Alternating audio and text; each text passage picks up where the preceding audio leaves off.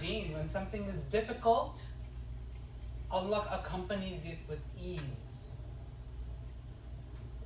Read Surah Al-Baqarah. After every injunction, you'll see, but if you, lighten the load, lighten the load, lighten the load, exceptions, exceptions, exceptions. They're called rukhsa, rukhas, right? The allowances, right? Anyways, okay, we're started. We're ready. I think okay. All right. So one really nice framework. Are you guys able to hear me? Okay. Did you turn the recording back on? Okay. These are called mabadi' al-ulum al-'ashra. Okay. This is something that our scholars came up with. It's really nice. So I'm just sharing this with you. Nothing fancy, but you could apply to every single science. They're called the tenets of every single science. And especially Islamic sciences, all of the good scholars, when they write a book on a science, they make sure all of these 10 points are explained. Okay? Because even if you're giving a khutbah or a talk or anything like that, you follow these 10 tenets, you structure your discussion or your book or your explanation around these tenets, even if you're writing a research paper or research paper. And for a high school, for your whatever, this will help you. Okay. So what are these tenets? You have to know the technical definition for something. It's called had in Arabic. Okay. Had, very important.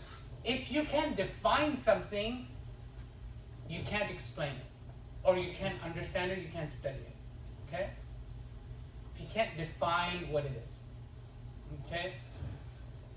Subject, mawdu'. Okay, what is the subject of what that science is about? For example, if I say ilm al-sunnah or ilm al-hadith, the science of hadith, if I should be able to define it, I should be able to talk about its subject, I should be able to talk about its benefits, okay? The thamara, what is coming, what is the benefits, okay? What is the relationship, what is its nisbah with other sciences? Ilm al-hadith, what is it related to? Is it related to sunnah? Or how is it related to sunnah? How is it related to fiqh? Ilm al-hadith, right? How is it related to XYZ? How is it related to usul al-fiqh? How is it related to tazkiyah? How is it related to the way of life? How is it related to good conduct, human conduct? How is it related to perfection and character, right? Whatever. It's nisbah, okay? Then it's virtue, fada'il. Fada'il is different from thamara.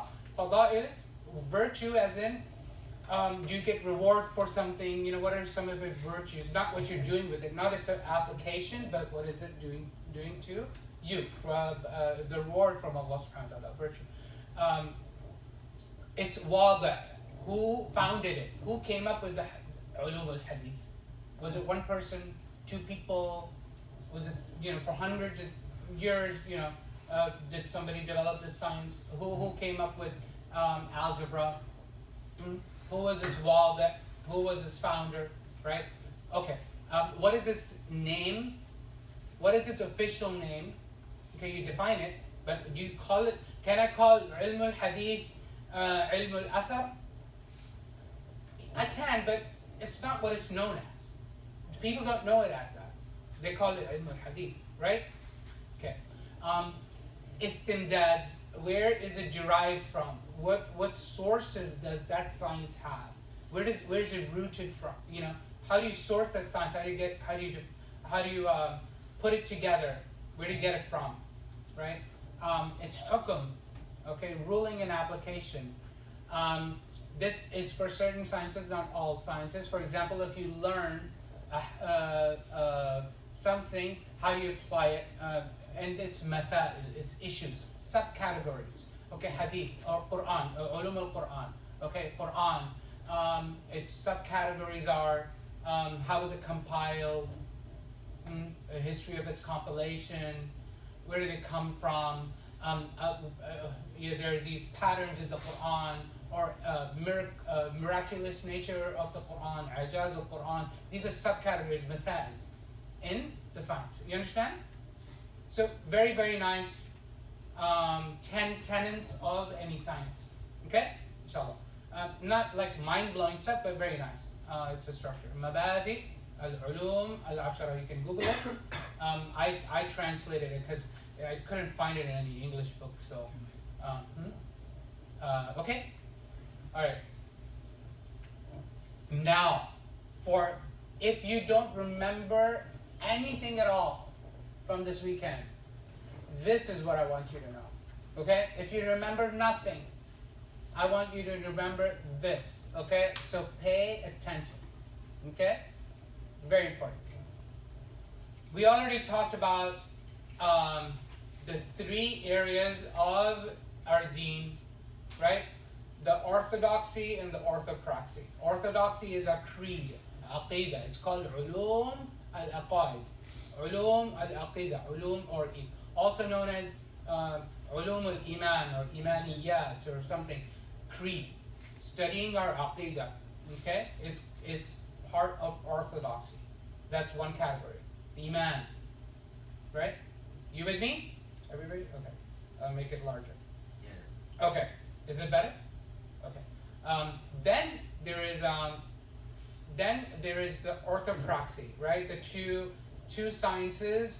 Oh, we know what it is, but we want to study the science behind it. Okay, this is the study of the science. So it's our outward practice and the inward practice. The outward practice is fiqh, is Islam. Islam is the same as fiqh.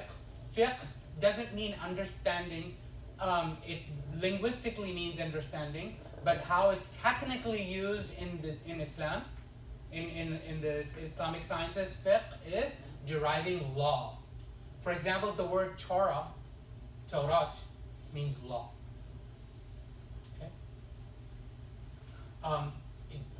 Believe it or not, Jews have Quran and Sunnah, similar analogy. They have it's called the written text, written law. Okay, it's Torah. And then they have an oral law, which is not. What is the oral law?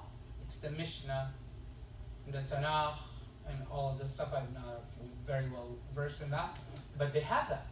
We have that as well. Okay. Okay. So fiqh is ilm al-fiqh. The science of fiqh means law. Coming up with laws. How do you pray? Exactly. Not just that you have to pray. How do you pray? Okay, we already believe we have to pray. How do I pray the right way? How do I fast the right way? How do I buy and sell the right way? How do I get married the right way? Right? How do I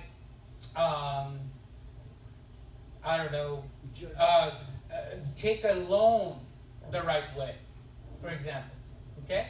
Or transact a contract the right way. Okay, then there is ilm al-ihsan, or it's also called tasawwuf. It means a lot of things to a lot of people. We'll talk about that. Ilm al-tazkiyah. How do I develop inward spirituality? How do I study that? What is inward spirituality? How do I develop it? How do I enhance it? How do I feed the soul? Okay? 3 big areas. All right. All of these come from where? So these are the thamara. These are the fruits. Remember, fruits. What are the roots? Now, textual sciences. So today my goal is to go over the technical sciences, and we're not going to be able to finish it. I don't think, but it's okay. So we're going to talk about the ulum al-Qur'an. Okay? Quran and Sunnah. So we're going to study Quran as much as we can.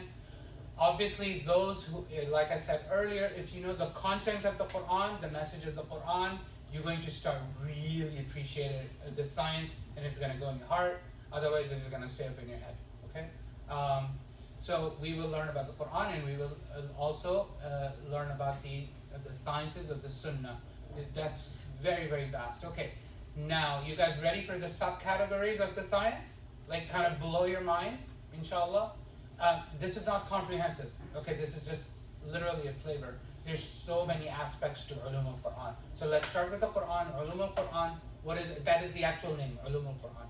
Okay, you can actually Google for ulum al-Quran, the sciences of the Quran, and you will come up with pages and pages and books and books and books. Okay. The first person to write most comprehensively about it was Imam al-Suyuti. The book is called Itqan fi ulum al-Quran, something like that. Itqan, it's called al-Itqan. Okay. What are the sciences? So there's ilm al-nuzul, the science of the revelation of the Quran, how it came down. You have to understand how it came down. Oh, it's wahi, like, no, there's a lot of detail there. So we'll inshallah will look at that. So ilm al-wahi, I'm not going to give explanation to everything necessarily. I'm just kind of introducing the subject. Asbab al-nuzul. Why did wahi come down? What were the reasons for certain ayat to come down? Al-jam' wa tadween. Okay, the compilation of the Quran. Okay, I have a misspelling here. I don't know how to do Arabic in your keyboard, so I can't edit it. There's a spelling mistake here. That's okay. So the jama' and the tajweed of the Quran. Okay, then there's the tajweed.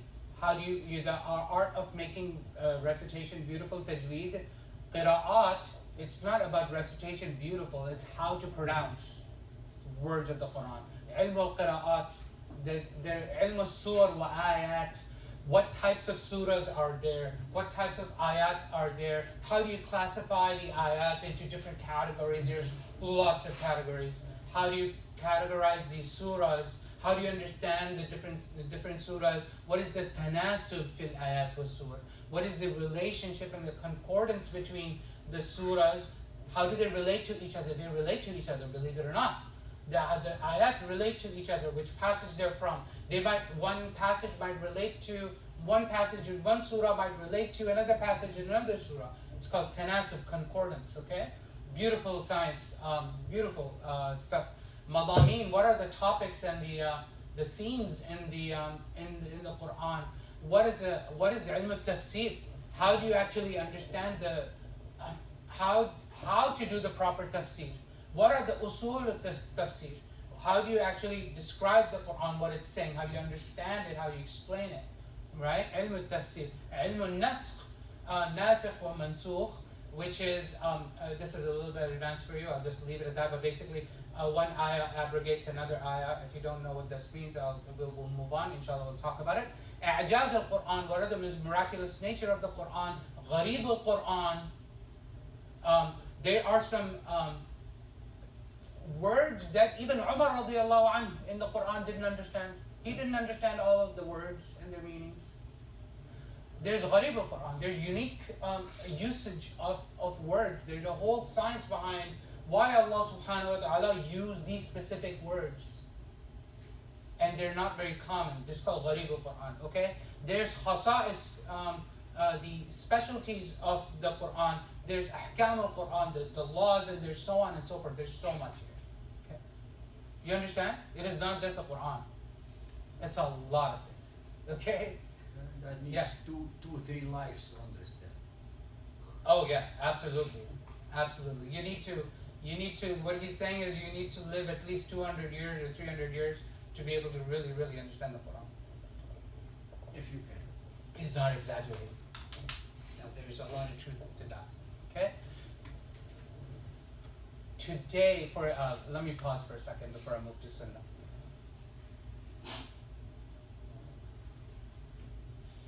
Today, we throw around the word alim so easily.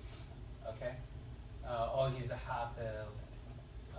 He's, sheikh. Right, great. He knows everything.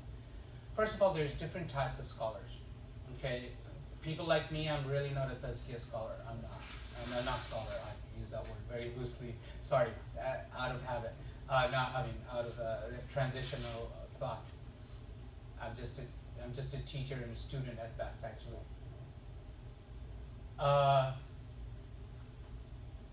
People would come to me for tazkiyah. I'm not good at it. That's not my expertise. Right? Just like, for example, you can't go to an internist and have them figure out what's wrong with your teeth. They're not going to know. That's not their area of expertise. Everybody, there's different specialties, right? Not all imams in the masjid and not all scholars are specializing in the same thing. It's not. There's a different interest, there's different specialties. You understand? So don't go and harass the poor guy or gal and expect them to know everything about everything. They're not going to know. It's humanly impossible to know everything. So there are specialties. People spend their lifetime in one specialty.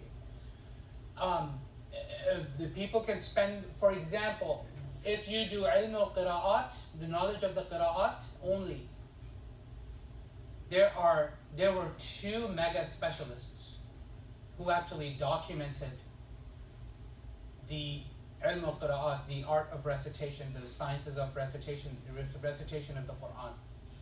Two major ones, Imam al-Jazari and Imam al-Shatibi. They spent their lifetime literally in that one science, not specialty in any other things. Okay? They disagreed with each other on some aspects.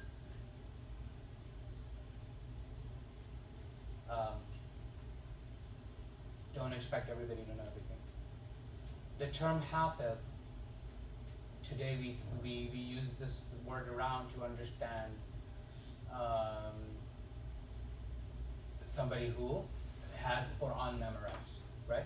Hafiz. That's not the classical term. Hafiz was a very, very, very, very high esteemed term used for very few special people in the 1400 years of our heritage. Okay? Very, very few people deserve that title. Handful. The word for someone who has memorized the Quran classically in the Hadith literature is called a qari. Not somebody who knows how to read the Quran without understanding it, they understand it. They know how to recite it, and they memorized it. It's called a qari. So he's a qari, we use the word qari, right, in the basic culture. Qari means what? For us, somebody who knows how to recite the Quran really beautifully. No, qari means somebody who knows the Quran, memorized the Quran is qari, not hafiz. What is hafiz? There's one famous Hafiz ibn Hajar al-Asqalani. Have you ever heard that term, that name before? Hafiz is not only the Quran. That's just an expectation. That is an entrance criteria into being a scholar. Like some scholars don't even take you seriously. Oh, you don't have the Quran memorized? I don't want to talk.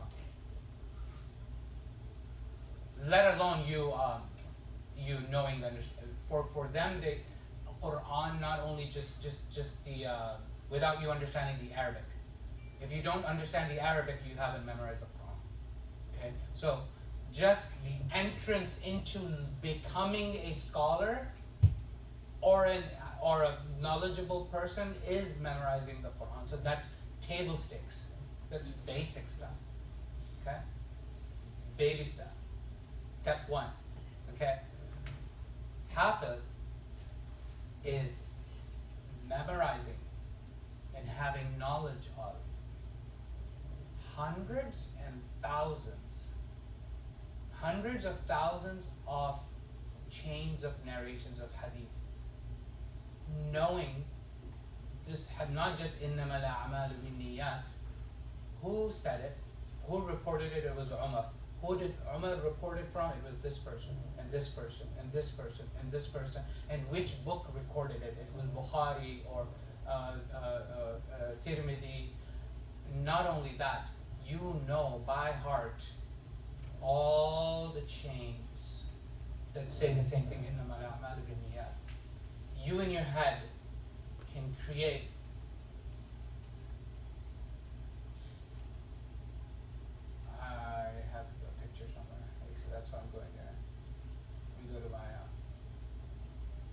trustee, yeah. You can create this map off the top of your head. Boom, like right now. This map. This is on the age of Aisha. This is Hadith, the infamous, how old was Aisha when Rasulullah consummated her marriage, the marriage with her. How old was she? Was she 6 or 19? Or 9 or 19. This is the Hadith. The Hafiz is able to do this at the top of your head, at a moment's notice. There was one famous Hafiz. So I want you to respect that term from walking out of this class. Don't use that term for somebody who memorized the Quran. There was Hafiz ibn Hajar al-Asqalani. He was the one who actually finalized and codified and read hundreds and thousands of books of sciences of Hadith, who said like different things, and he finally codified it into a language, taking the best of each. And then the things that we are studying today, it's all from Hafiz ibn Hajar al-Asqalani, and he was a Hafiz. And he wrote the famous Fath al-Bari. Have you ever heard of Fath al-Bari? Sharh al-Bukhari.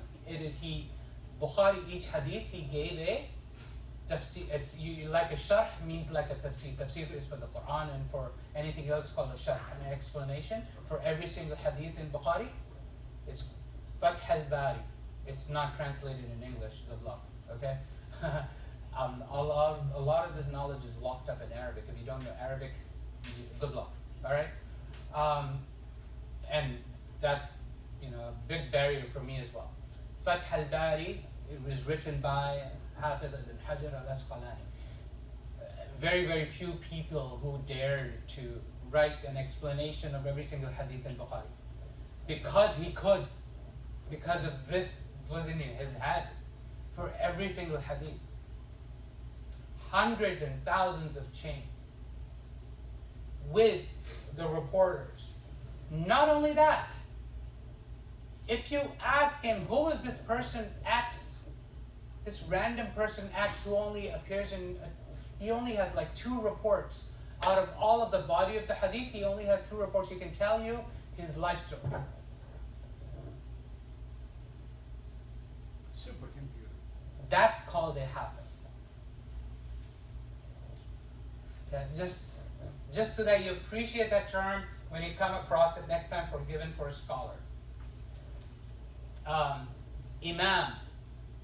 There's a term called Imam, like Imam Bukhari, Imam Malik, Imam al-Shafi'i. Do you know what Imam means?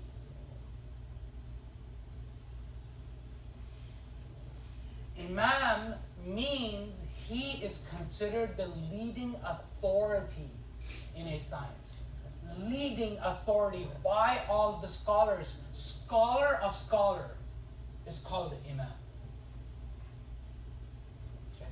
I literally am getting chills just talking about this. I hope I'm able to transfer the meaning behind some of these terms to you. Imam means a leading authority. Then there's Shaykh al-Islam, like Shaykh al-Islam ibn Taymiyyah, for example. Shaykh al-Islam XYZ. Do you know Shaykh al-Islam means? Not just a leading authority in one science, leading authority of all Islamic sciences is called Shaykh al-Islam. I didn't write this down in here. So I want you to just appreciate how many lifetimes you have to live before you question somebody like that. Humility, right? Humility. Memorizing the Quran is like kindergarten stuff, preschool stuff. Okay, good? Did I blow your mind? Did I blow your mind? Good. That's my goal. My goal is to leave you just confounded and confused, inshallah. I need a cup of coffee. want it? Yes. Come on. Yes. Please. Anybody else? Yes, I Quick break. I think I just hopefully okay. Yeah. Just 2 minutes. 2 minutes. Pizza is on its way. Oh, pizza is on its way? Okay. Did you guys know the Shaykh al-Islam and Imam and what this man? Yeah. So imagine just being at kindergarten, just to memorize Quran. We're not even there. We're like not even pre-K. Nope. We're just